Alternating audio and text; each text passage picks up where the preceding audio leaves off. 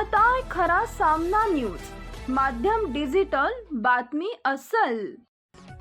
निवृत्त कर्मचाऱ्यांचे पेन्शन, भविष्य निर्वाह निधी फंड तसेच इतर सेवानिवृत्ती विषयक शासकीय लाभ मंजूर करून देण्यासाठी लाचेची मागणी करणाऱ्या सोलापूर महानगरपालिकेतील कनिष्ठ श्रेणी लिपिकाला लाचलुचपत प्रतिबंधक विभागानं मंगळवारी रंगेहात अटक केली।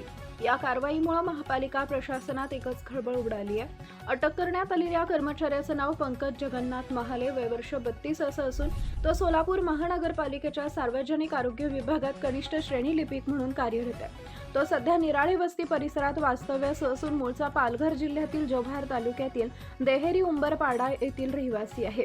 एसीबीनं दिलेल्या माहितीनुसार तक्रारदार यांचे वडील सार्वजनिक आरोग्य विभागात बिगारी म्हणून कार्यरत होते। ते 31 मे 2026 रोजी सेवानिवृत्त झाले असून सेवानिवृत्तीनंतर मिळणारं पेन्शन फंड व इतर शासकीय लाभ मंजूर करून देण्यासाठी 9 जून 2026 रोजी अर्ज करण्यात आला होता। या प्रकरणाचा पाठपुरावा करत असताना लिपिक पंकज महाले यांनी संबंधित काम करून देण्यासाठी एकूण 10,000 रुपयांच्या लाचेची मागणी केली। त्यापैकी 6,000 रुपये यापूर्वी स्वीकारले असून उर्वरित 4,000 रुपये देण्याची मागणी केली होती। यानंतर तक्रारदारानं लाचलुचपत प्रतिबंधक विभागाकडे तक्रार दाखल केली।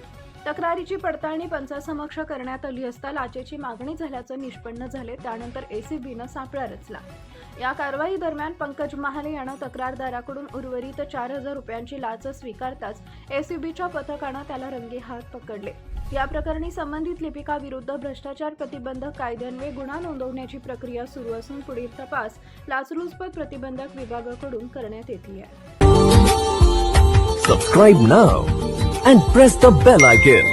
Never miss an update.